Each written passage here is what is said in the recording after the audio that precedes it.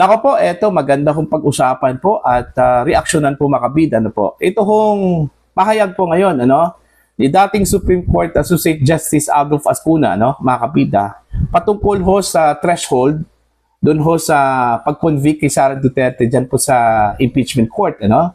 Kasi kung maalala po niyo makabida, naging debate po ano ng mga legal experts at even ito hong mga senador po, kung ano ba talaga ang threshold para makonvict ang Vice Presidente, ano, mga kabida.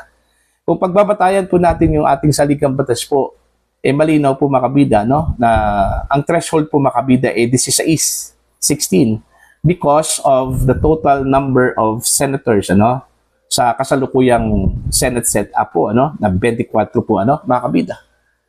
Malinaw kasi sa saligang batas na 2/3 of all members of the House, of each House, ano, kasali na po dito yung Senate, okay, para makonvict ang isang impeachable official sa isang impeachment trial po, ano, makabida. Ang 2/3 dun ho sa 24 po ay 16. Malinaw po yan. Okay, hindi po yan debatable po, ano, makabida. Subalit, ito yung sinabi po ni Associate Justice Ascuna, no? Dahil ho sa pagtatago ni Senator Bato de la Rosa, mga kabida, no?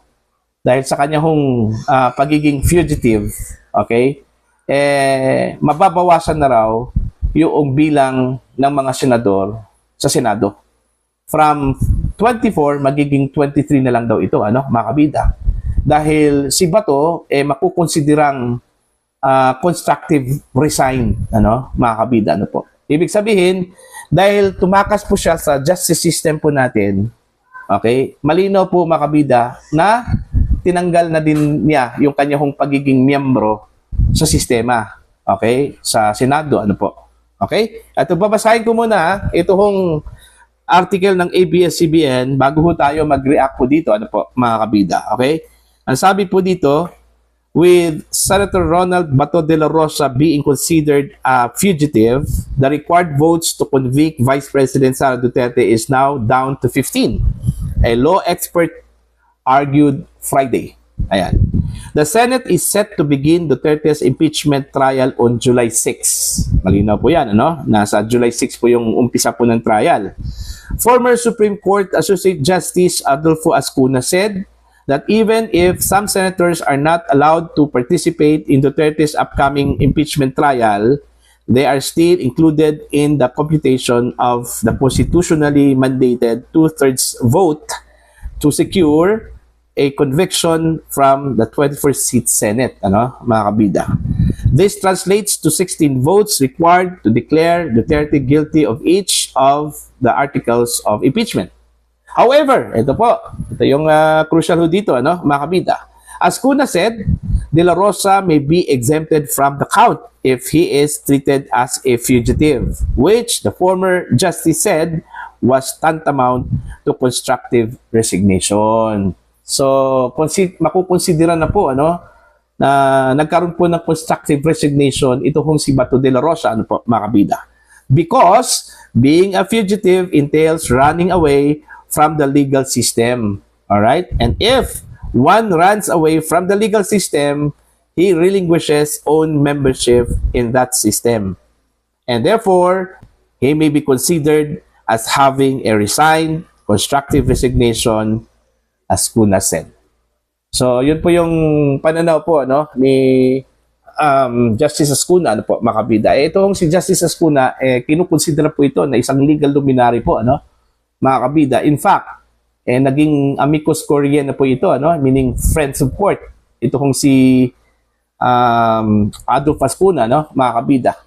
Okay, so isa na po yung kanyang pananaw, yung kanyang opinion, kinukonsidera po ng Korte Suprema, ano po, mga kabida, no? So, ito, kung totoo man po ito, okay, itong sinabi po ni Ascuna, mga kabida, na sa pagiging fugitive po ni Bato de la Rosa, yun yung mitsa po, mga kabida, na reside na po itong si Bato. So, mababawasan na po itong total number of senators dyan po sa Senado po, ano? From 24 to 23 na lang. And since 23 na lang po, mga kabida, yung bilang, yung threshold magiging 15 na lang po ito. Okay? So, mas attainable, mga kabida, kaysa dito ho sa 16. Kasi kung titingnan po natin yung numbers po ng administration senators, mga kabida, 13 lang po sila. Okay? So, kailangan po nila ng dalawa. Mas attainable ito kung ikukumpara dun sa 16 kasi tatlo po yung kailangan nila eh. Okay? At meron dang bali-balita no, na merong dalawang mga senador na lilipat po sa kanila, no, mga kabida, from the camp of former Senate President Alan Peter Cayetano. Okay? Kung mangyayari po yan, eh tapos na po yung boxing. Okay?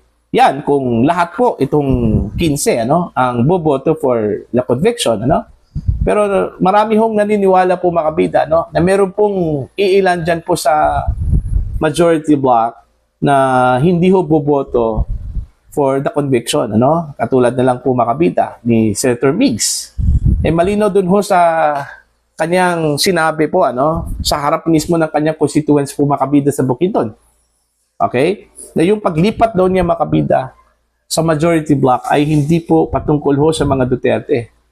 Okay? Dahil palangga daw nila ang mga Duterte. Ibig sabihin, mahal na mahal po nila ang mga Duterte po, ano, mga kabida. Okay?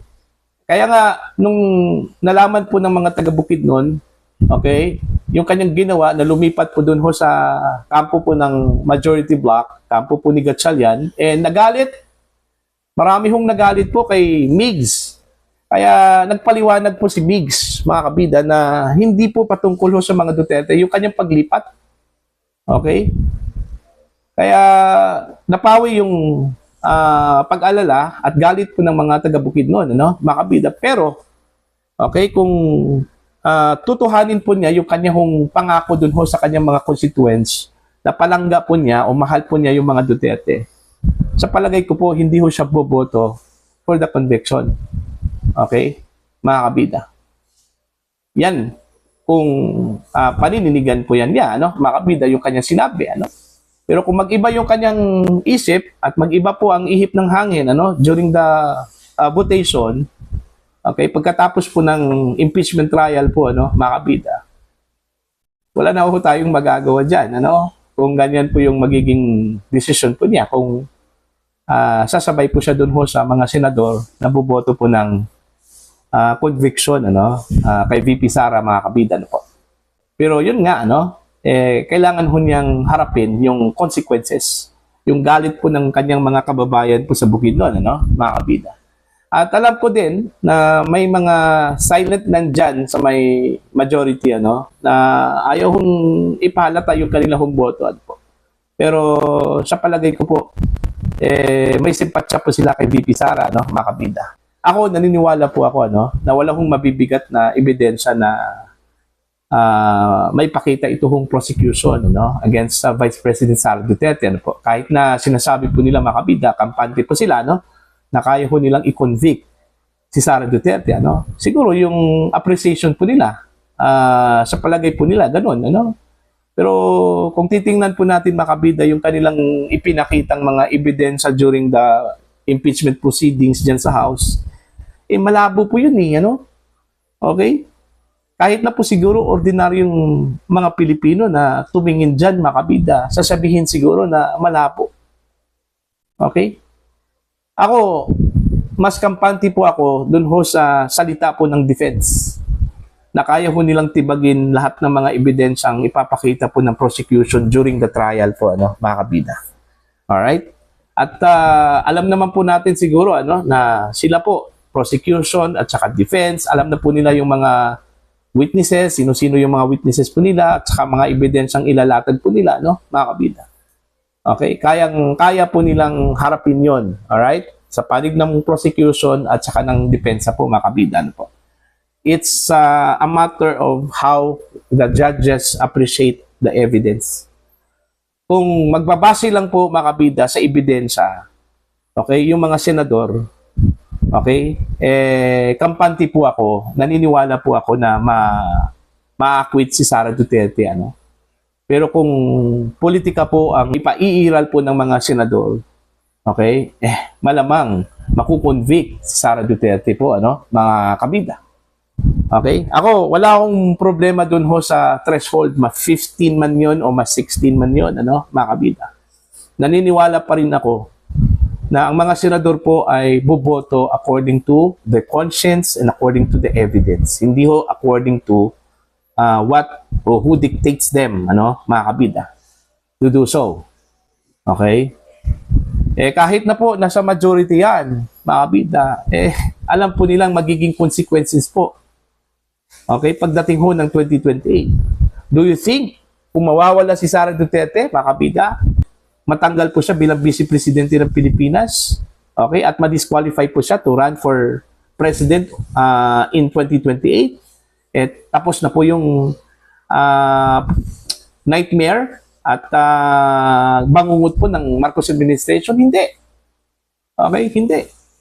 At saka, kung balikan po natin yung history, mga kabida, no, mas mabigat po ang kakaharapin po, mga kabida, ng kasalukuyang administrasyon kung mangyayari man po yan, no? Pagdating ho sa eleksyon. Okay? May history na po tayo na meron pong Pangulo po, mga kabida, na hindi po gaano kapopular. Okay? Pero nanalo bilang Pangulo po ng Pilipinas dahil ho sa sympathy votes. Okay? Yung nangyari ho, mga kabida, kay former Senator at former President Noynoy Aquino, ano?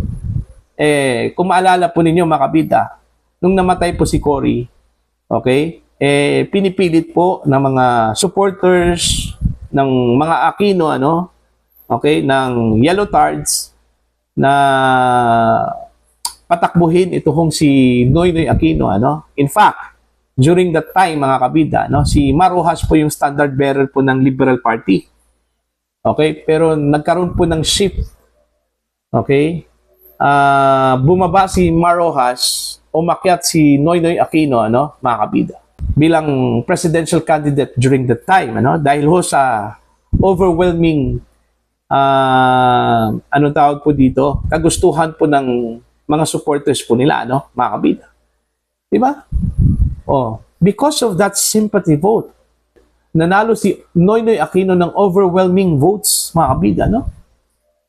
Because of the sympathy votes na binigay po ng mga Pilipino dahil sa pagkamatay po ni Cory Aquino, ano po, mga kabida. Ganon din yung mangyayari po, mga kabida, no? Kung sakali man po may impeach, matanggal si Sara Duterte, ano, dahil lang po sa politika at hindi ho dahil sa ebidensya, no, mga kabida, sigurado po ako, okay, mas mabigat po ang kakaharapin po ng kasalukuyang administrasyon sa eleksyon. Okay? Ang sympathy votes po, mga kabida, ng mga Pilipino, kahit na siguro hindi po maka-Duterte, okay, boboto po, ano, during the May 28 presidential elections, ano po, mga kabida. Okay? So, yun yung iniisip po ng ilang mga senador dyan, yung kanilang survival pagdating ho sa 2028, lalong-lalo na po yung mga patapos na yung kanilang termino, ano, by 2028. Okay? Tatakbo muli yun, ano, mga kabida. Okay? Re-electionist. Kumbaga, no? Yung mga senador po na magtatapos yung kanilang term, okay, first term, ano, sa 2028, mga kabida. Yun yung delikado. Kaya nga, yung mga senador na re-electionist by 2028, magdadalawang isip yan, mga kabida, kung i-convict man nila si Sara Duterte o hindi, ano. Kasi after dito ho sa impeachment trial po, ano, kung ano man po yung magiging resulta po, mga kabida, magkakaroon po yan ng reaction po mula sa publiko, ano. Okay? It's either convicted or acquittal, ano po, mga kabida. At doon ho magigauge ng mga politiko, ano, kung tama ba yung kanilang ginawa, yung kanilang desisyon to convict or to acquit the Vice President po, ano, mga kabida. Pero ngayon pa lang, iniisip na yan, ano, ng mga senador. Alam po nila kung gaano po kalakas si Sara Duterte. In fact, sa mga surveys, mga kabida, runaway winner yan, ano, sa mga surveys. Front runner po. At hanggang ngayon, wala pa pong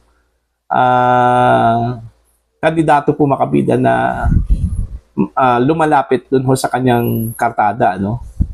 'Di ba? So, yun po, no? Yung sinabi po ni Justice Ascuna, no, na 23 na lang dahil ho considered constructive resign na po, ano, ito hong si Bato de la Rosa dahil ho sa kanyang pagtatago, ano, at takas po sa batas, ano, mga kabida. Eh parang iniiwasan na rin niya, tinakasan na rin niya yung legal system. At since tinakasan po niya yung legal system, eh parang tinanggal na rin niya yung kanyang sarili po bilang miyembro po ng legal system at miyembro ng Senado, ano, mga kabida. So, magiging 23 na lang ang mga senador at yung threshold for the conviction magiging 15. Regardless, 15 man yan o 16 po mga kabida, it doesn't follow and it doesn't matter.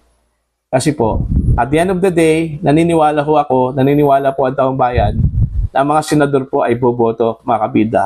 Hindi ho dahil sa party dictates, o di kaya dahil ho sa administration dictates, ano, mga kabida, kundi dikta po yan ng kanilang konsensya at tibay po ng ebidensyang ilalatag po.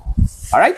Para po sa inyo, ano po ang inyong opinion at pananaw dito, ano? Please comment down. Sa mga hindi pa po subscriber po sa aking channel, please subscribe. Just click the subscribe button, click the notification bell, click all para updated po kayo mga kabida sa aking mga uploads. Maraming salamat po sa inyo lahat.